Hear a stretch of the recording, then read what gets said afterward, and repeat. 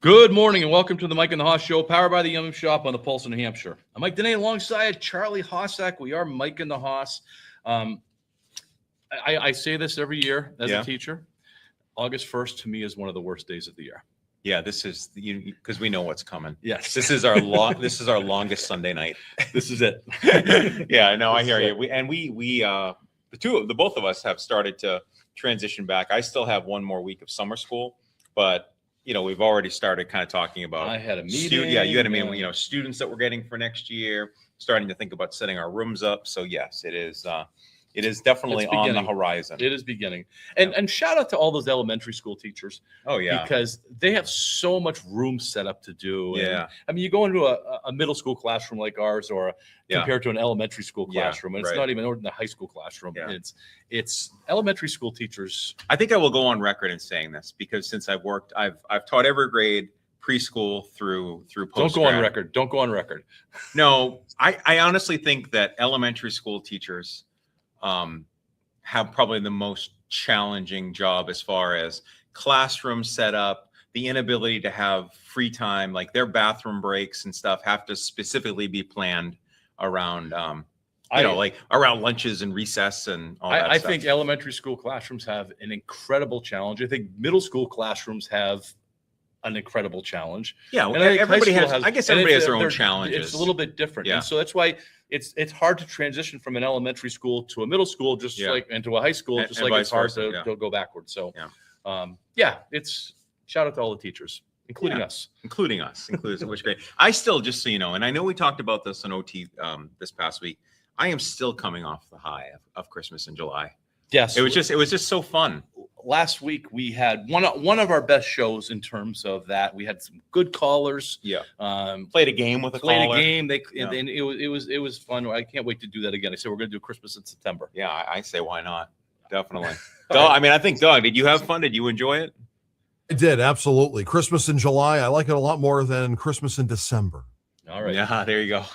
Mike and the Hoss is powered by the Yum Yum Shop, located in the heart of downtown Wolfboro. Can be found on the Pulse of New Hampshire radio stations and all over the world on the Pulse of New Hampshire app. You can always catch up and listen to our previous shows on the Pulse Podcast Network, Spreaker, Audible, Amazon Music, or wherever you get your podcasts.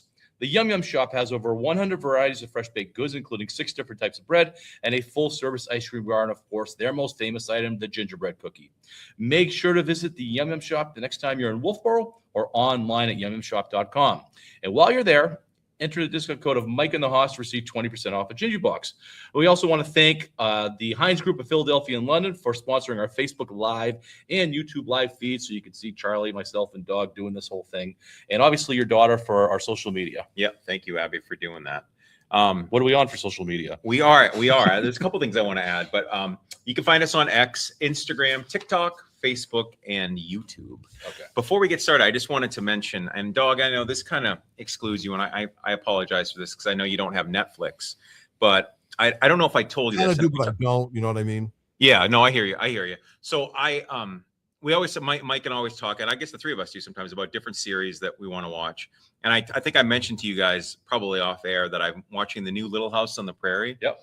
And I highly recommend it. If you're a fan of the original, you won't be disappointed. It's good. It's one season. My wife and I are watching it together, which is a lot of fun. And it's one of those things, especially now, like we there's so much going on in the world. There's, so many people can't stand each other. This is just one of these shows. You just feel good about it. Okay. And what sparked my memory is, and not that I just wanted to plug a Little House on the Prairie, because I did, is when you mentioned the Gingy Box and the gingerbread cookies and the Yum Yum Shop. One of the things that they just had Christmas on the Little House on the Prairie, and they made one of the people made the ginger snaps, and they're just so good.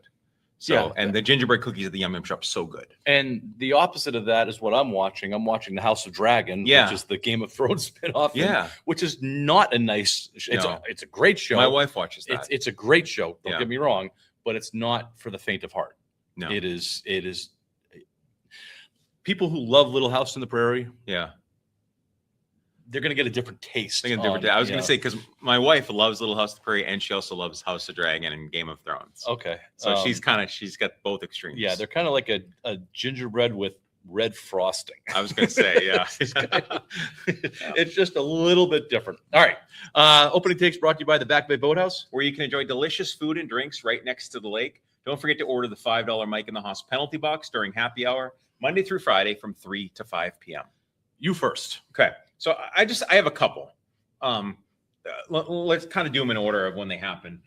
I guess my take is, and I'll say it this way, the stupidity of Paige Beckers and Angel Reese. We all have seen what they did at the All-Star game, where they, came out and they talked about betting on last Wednesday's game, and it's $400. And this was all put out on the WNBA social media. So it wasn't like their own personal.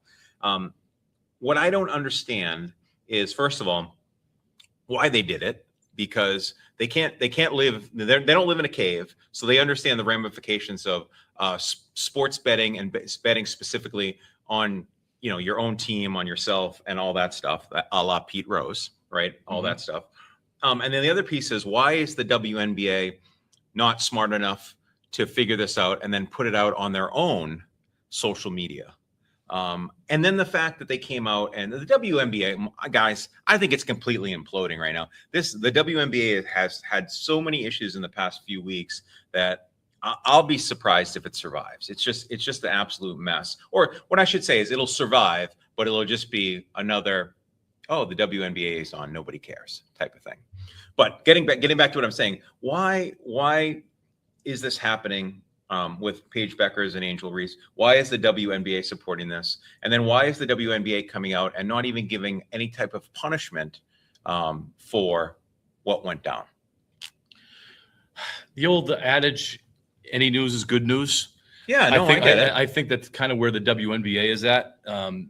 They're clawing at trying to find some relevance in major markets, in major media. Yeah. And I'm not disagreeing with you. I think that there's going to be probably a retreat of the WNBA. I think they're trying so hard to be prominent that it seems to be backfiring, because you know what happens with prominence?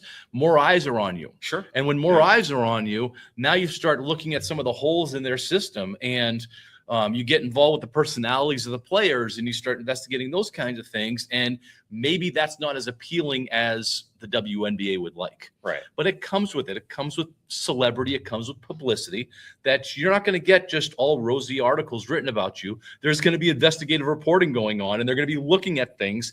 And probably the number one thing that happens in sports that takes down organizations is gambling. Yeah, sure.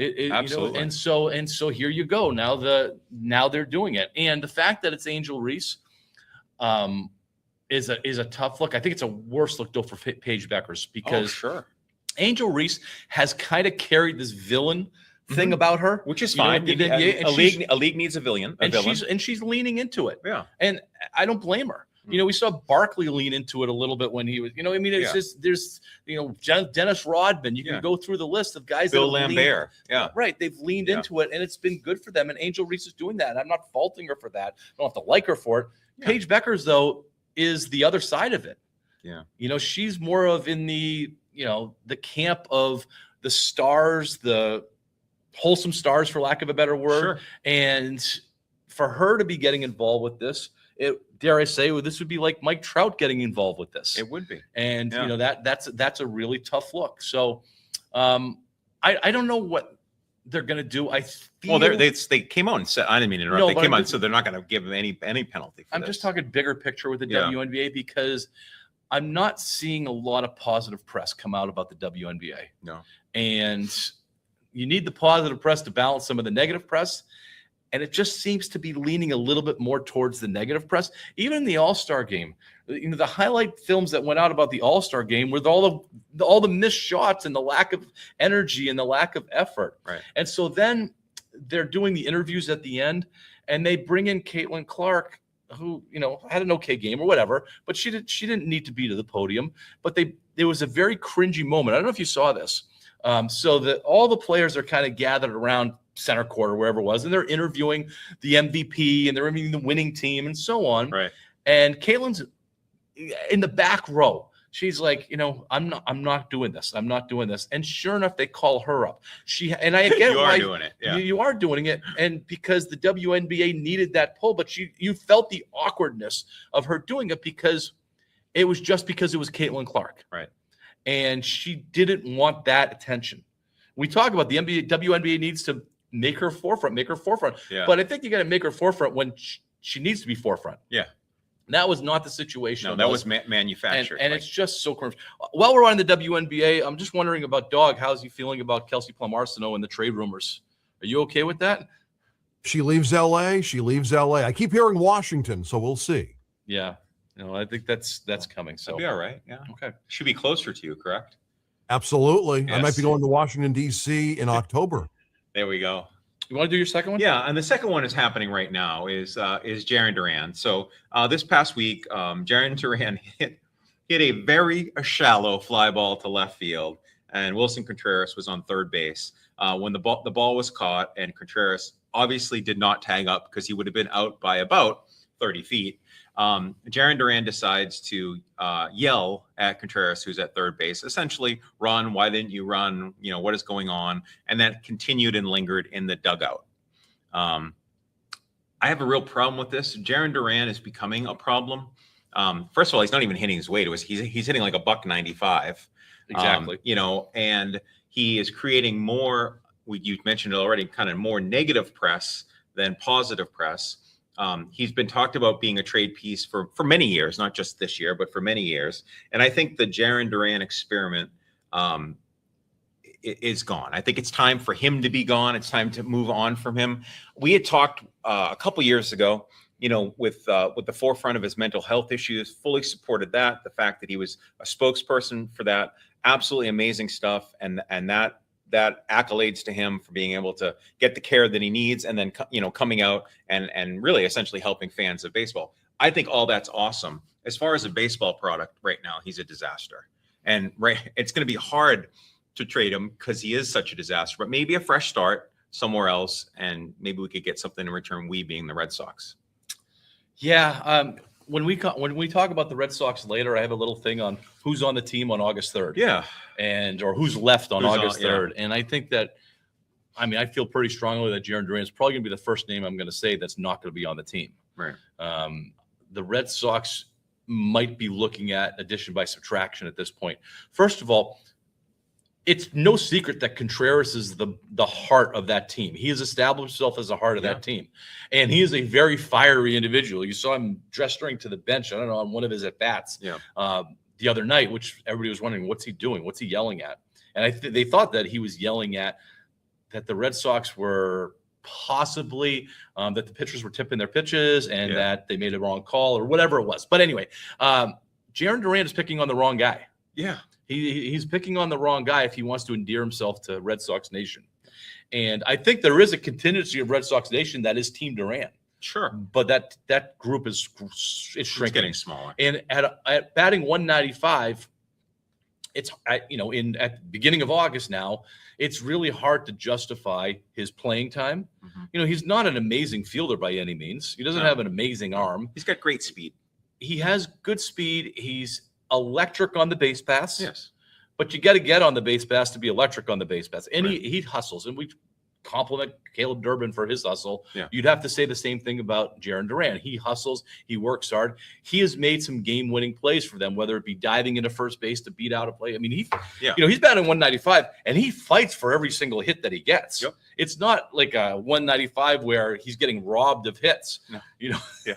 He's stretching bunts out. He's stretching infield singles he's out. He's in the hole and beating it out. Yeah. But I agree with you. I think the experiment's coming to an end. And if his mental health issues start stretching into that dugout and he loses the dugout, that's going to happen sooner rather than later. Yeah. Okay. We're a little bit over. Let's go to break. We'll come back with mine afterwards because we're going to talk about a couple things. We're going to talk about FIFA again. Oh my gosh. They're in the news, and not for necessarily something. They're in the news for something that we've talked about in terms of other sports. Yeah. And now we're going to be talking about with soccer. And I also want to touch on the NFL for a second. Sounds good. All right, we'll be right back. All right, welcome back to Mike on the Hoss and the Pulse in New Hampshire. Mike Danae and Charlie Hossack here. We're going to stretch out our opening tapes into New Hampshire sports, but New Hampshire sports is brought to us by Bailey's Bubble. Family owned and operated Bailey's Bubble in downtown Wolfboro serves the finest ice cream in the state from May through October. If you can't make it to Wolfboro for ice cream, you can still order their hot fudge, panucci, and butterscotch sauces at baileysbubble.com. My favorite sauce is their homemade hot fudge. When placing your order, don't forget to tell them that Mike and the Hoss sent you. During overtime with Mike and the Hoss, that exclusively brought to you by Maine Love Water, we talked about the NFL preseason. We talked about the Patriots, basically the Patriots stuff. Yeah. But we didn't mean to do this, but we got kind of off topic at the beginning, and we were talking about the saturation of the NFL. Mm-hmm. And for years, you and I have been complimenting the NFL and how they dominate just about every single sports season. They obviously, the regular season runs from September through January, call it January, playoffs and the Super Bowl until February. And then you get free agency, you've got combine, you've got the draft, more free agency. Then you have, OTAs, the optional workouts. Then you have the mandatory workouts. Right. And then you have training season and training, the whole preseason stuff. And then it's the next season. Right.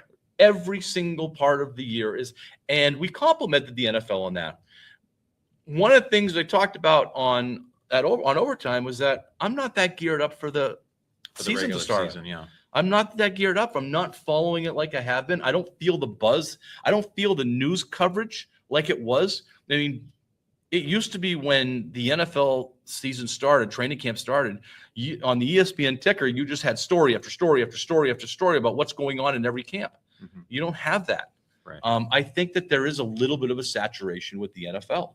I don't disagree. And one of the things we had mentioned is part of the reason might be for us, if we lived in San Francisco, we might feel different about it. But I think part of the reason is this miraculous turnaround of the Boston Red Sox. So I don't mean us personally, our focus, but just sports fans in general are all hyper focused on the Red Sox. Can you believe what the Red Sox have done to put themselves back into playoff contention when we were pretty much writing them off a couple months ago? I'm out in the. We weren't pretty much. We were. I'm out on the trails this morning, and I bumped into another guy who happened to be wearing a Red Sox shirt, and that was the first thing he said to me. He's like, "Can you believe? Isn't this amazing?" We had this conversation about it, but we weren't talking the Patriots. We were talking Red Sox.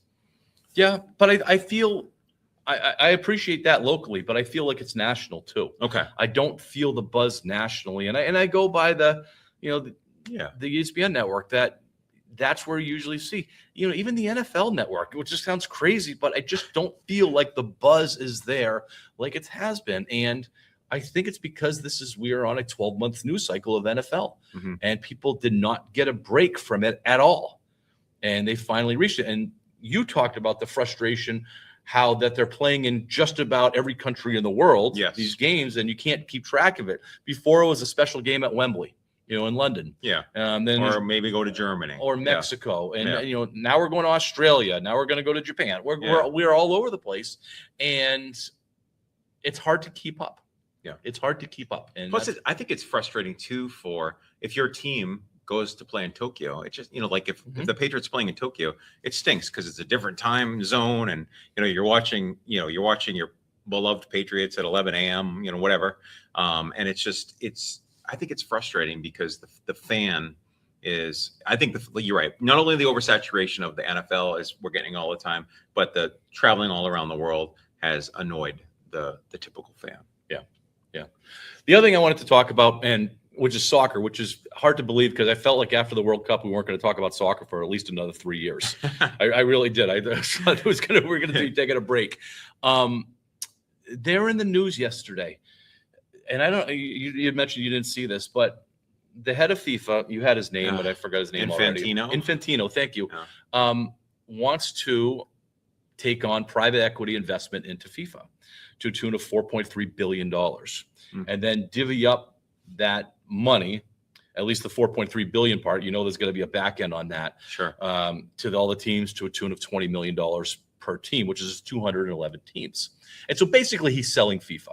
He's selling FIFA to private equity. Now, what I did not know that FIFA is supposed to be nonprofit, which I I didn't know that. No. And apparently they made their largest profit ever in this previous World Cup. Wow. And you can see why, because they were selling tickets for $5,000, $6,000, $20,000 a piece, and it cost you $30 for a beer or whatever.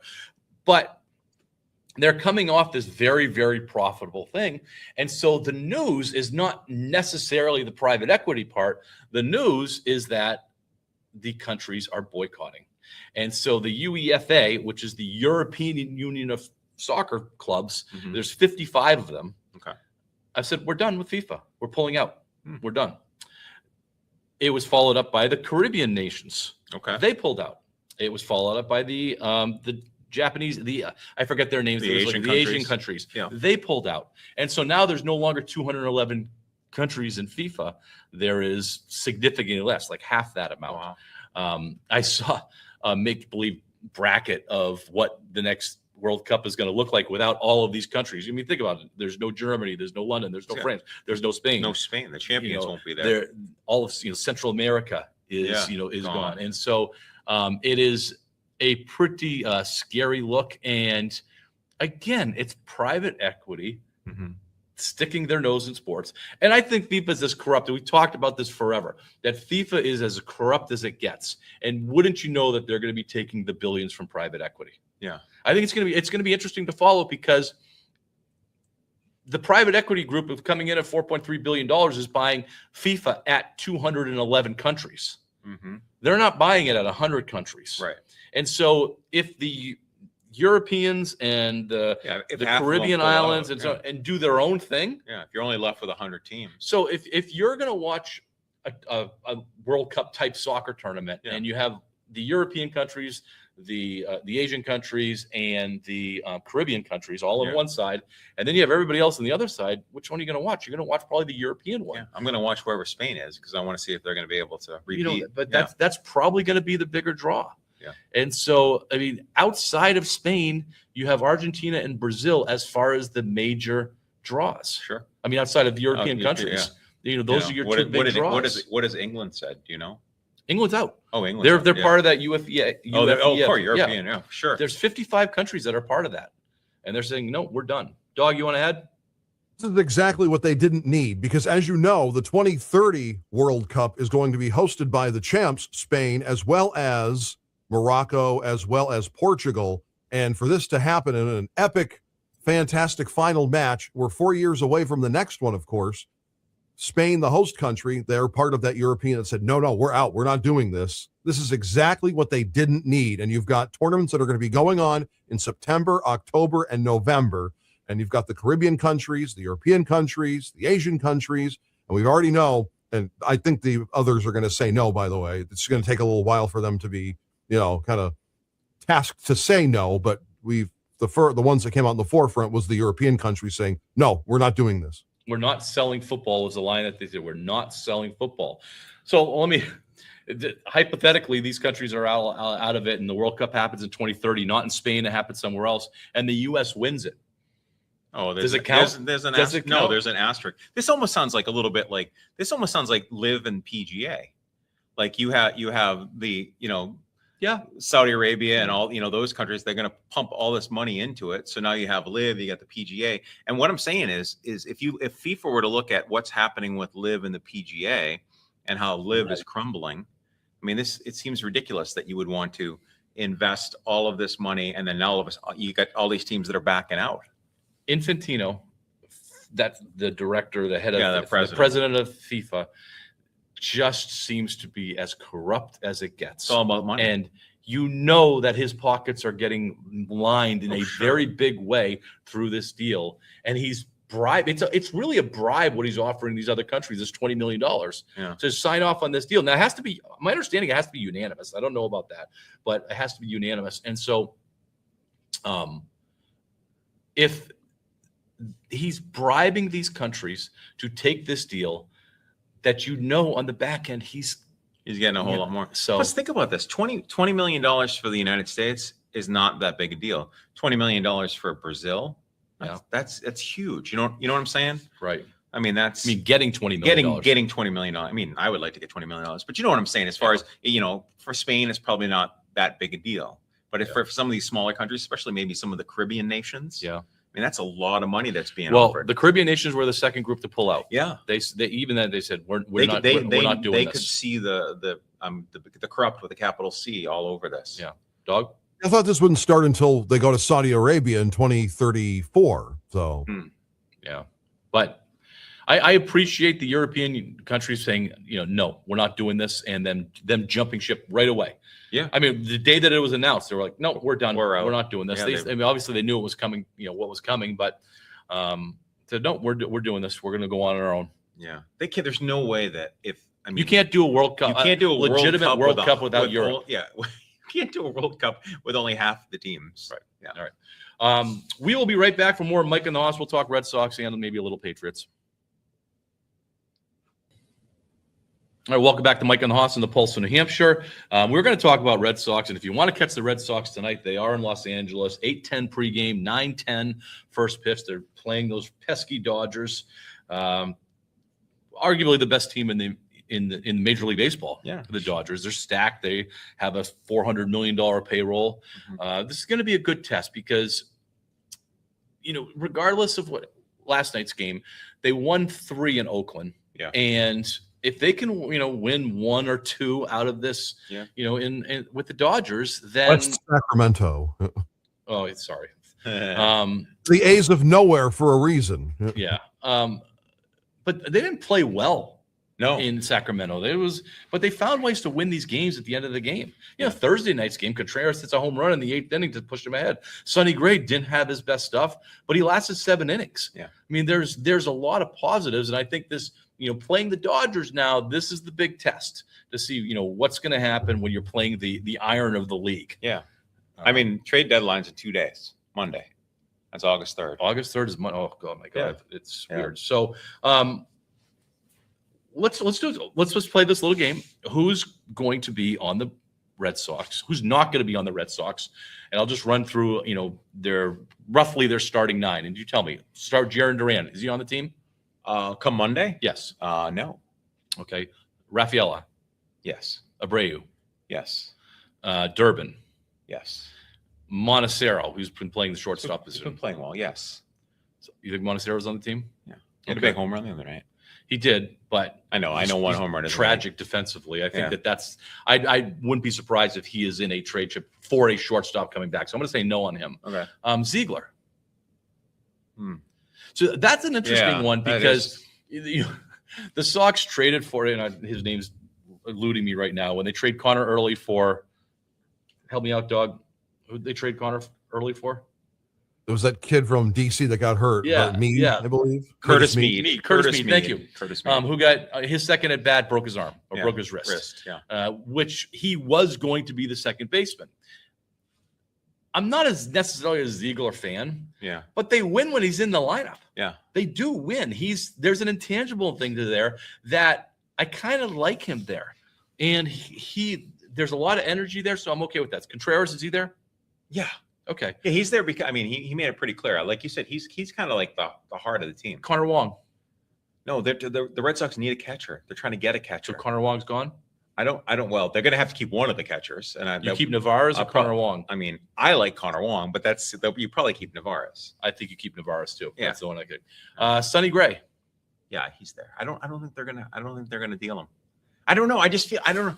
I mean, I guess I'm being a homer, I guess, because I feel like I want the Red Sox to make a push for the playoffs. I think them trading Connor Early yeah.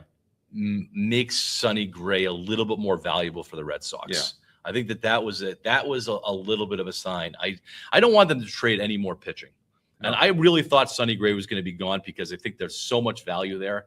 I'm not positive he's going to stick around because he himself could bring back a lot, but he would only bring back a lot from a contender. Yeah. There wouldn't be a building block. So, we talk about Bobby Witt Jr. out of Kansas City. Kansas City there's no reason for them to make a move like that because Sonny Gray is not going to help them. No. It's going to be all young talent. So Sonny Gray would have to go to a contender. And is a contender going to give up a blue chip to come back? Probably not. So I'm leaning more now towards Sonny Gray staying. Peyton Tolley. He's staying. Jake Bennett.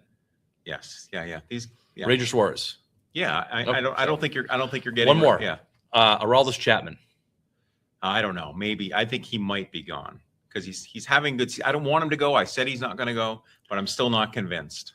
I think he's going to stay because I think they would be dressing Garrett Whitlock up more of a closer, and they haven't. They've done that, still yeah. been going Chapman closer with that Whitlock Chapman combination, which is pretty lethal. And then you got Guerrero if he throws in the seventh.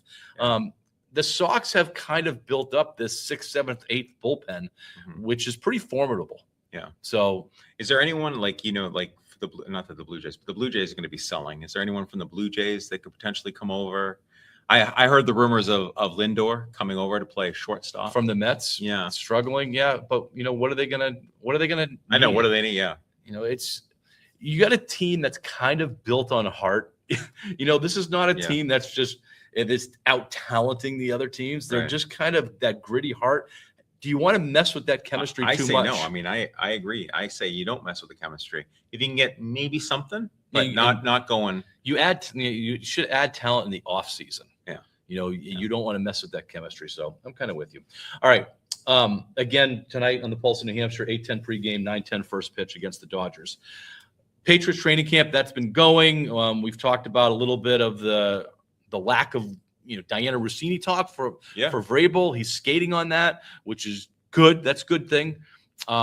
Relatively all quiet except for the Christian Gonzalez talk, but he's practicing. Yeah, He's practicing at Pats. Yeah, and we had said on OT, I think they're gonna get the deal done. It's gonna get done, and he's gonna be a Patriot for a good long time. I'm hearing different numbers coming out that he's looking for something like 40 million, where the going rate is like 31, 32. Yeah, he wants to break that bank. I mean, the Patriots can afford it. I think if they weren't close, that he wouldn't be practicing. In that league, unless he's taking one massive insurance policy out on himself, which is possible too. Maybe he's taking $100 million insurance policy out and saying, if I get hurt, something really bad, then I'll still get paid. But he's practicing, and I think that that's a good thing. Drake May was ranked the 8th quarterback. Pro Football Focus had him as the 8th quarterback. ESPN had him as the 8th best quarterback in the league. I'm going to read down the list, and I want you to tell me. Maybe I should read up the list. Well, I'll read it down the list, and I want you to tell me if you would rather have them than Drake May. We'll go that way. Let's get Dog involved in this. Yeah, too. so Dog, okay. So if you were to trade a 1-for-1, would you trade this quarterback for Drake May? All right. So number 1 on the list is Josh Allen. Would you trade Drake May for Josh Allen? Yes. Dog? Yes. I'm a yes too. Joe Burrow. I'm a yes. Joe Burrow, Dog? Yes. Lamar Jackson. I'm a sorry. yes. I'm a less than Joe Burrow. He's awesome. Lamar Jackson. I like his mobility. I'm a yes. I'm a no. Yes. No, I'm a no. Too much injury there. Patrick Mahomes. And this is not Patrick Mahomes from 2 years ago. Yeah. This is Patrick Mahomes right now He's who's having up. trouble getting through training camp practices. Yeah, I'm not taking Patrick Mahomes. I'm a no on Patrick Mahomes. Dog? I still have Mahomes. He'll get back. I still got Mahomes. I got Mahomes until he's like 40.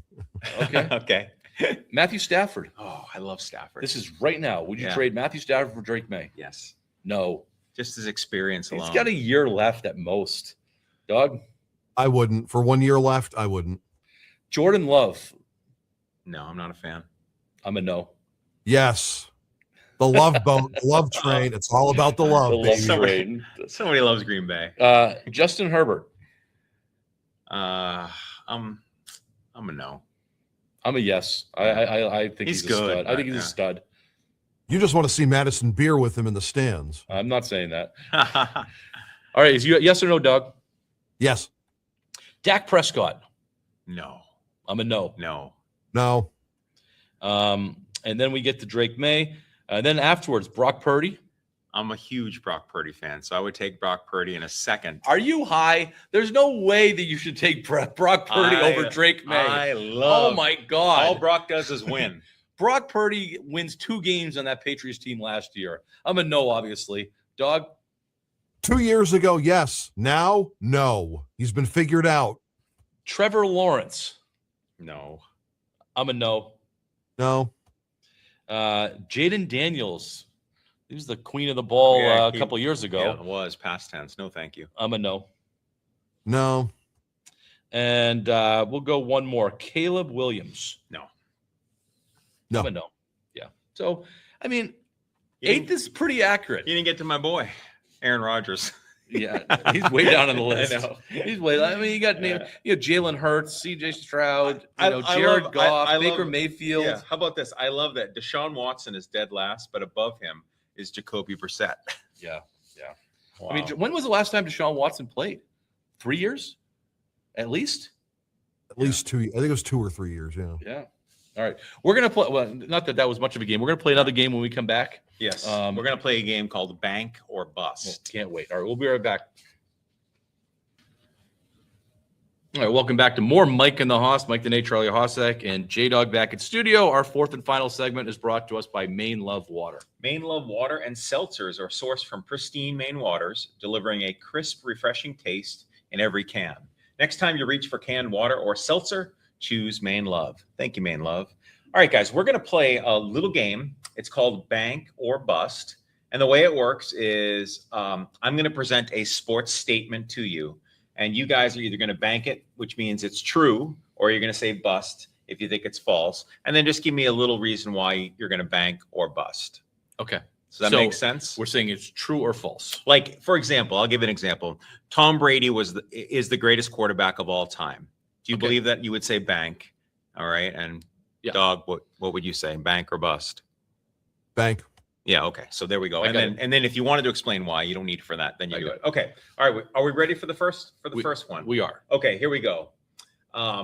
New England Patriots win at least 10 games this season. I had them at 10-7, so I have to bank that. Okay. Dog. I've got them as bust. 9 wins. The curse of Rossini is real. You'll find out. Ah. Okay. The Lions reached the Super Bowl. I don't think any team that Dan Campbell coaches can reach the Super Bowl, so I'm going to say that is a bust. Bust. They had their chance a couple of years ago when the window closed.